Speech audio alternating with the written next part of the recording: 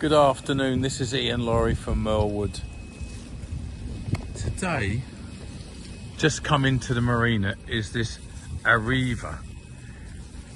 Although it looks old, it was built in 2001 by the Turquoise shipyard in Turkey. I think it's 48 meters long. I don't know if it was built for, but it was originally owned by Johnny Depp, the famous movie star and actor.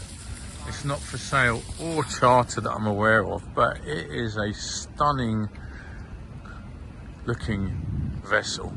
Classic and in pristine condition. Look at the varnish work on all of the cabin. It is unmarked.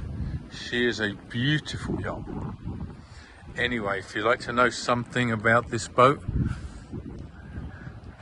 and others similar, give me a call, 917-460-6219.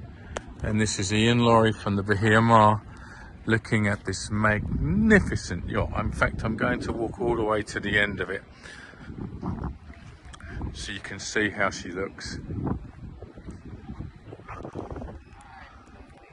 Stunning.